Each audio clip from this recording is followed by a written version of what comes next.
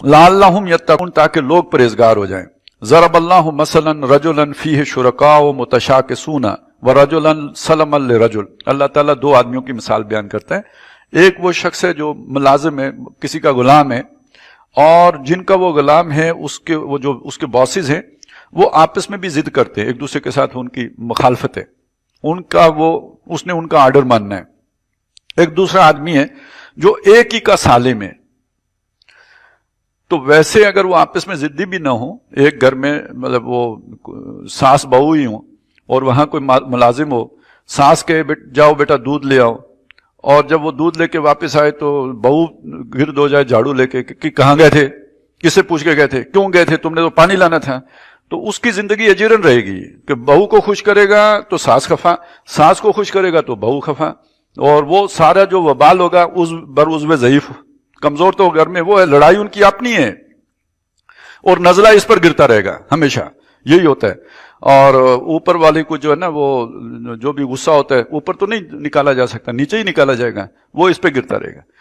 इसी पे कियास कर लो, किसी में 4-5 आदमियों का एक मुलाजिम हो और वो आपस में जिद्दी भी हो, तो एक कहेगा चाय लाओ, दूसरा कहेगा पानी लाओ, तीसरा कहेगा घर मेरे आलू प्याज दे आओ, और वो जो उनको जो है वो अंदाजा ही नहीं होगा कि इस वक्त वो किस काम पर है, और जब वो आएगा तो डांटेंगे उसे कि तुम खामखा बाजार चले गए थे। इसके मुकाबले में वो आदमी जो एक ही आदमी का मुलाजिम हो और उसे पता है कि मैंने इस वक्त इसे किधर भेजा हुआ है, और वो उससे अगर हिसाब भी लेगा तो उस हिसाब को सामने रख करके जो उसने उसकी जिम्मेदारियां लगाई हैं, ये दोनों बराबर हो सकते हैं। अब ये जो बात यहां समझाई वो क्या है, एक आदमी है जो अल्लाह का हो गया, वो एक सजदा जिसे तू गरां समझता है देता है आदमी को 1000 सजदे से निजात, और अब किसी को राजी करने की जरूरत नहीं। और उसके मुकाबले में एक बंदा है कि जिसने दुनियावी खुदा खुश करने की कोशिश की। पता नहीं बंदा आपके नजर में कोई ऐसा होगा या नहीं होगा, वैसे कई होंगे अगर आप आगे पीछे देखें। मुल्कों में एक पाकिस्तानी को देख लीजिए जिसने चाइना को भी, अमेरिका को भी, रूस को भी, सऊदी अरब को भी, बाकियों को भी बैक वक्त खुश करना है।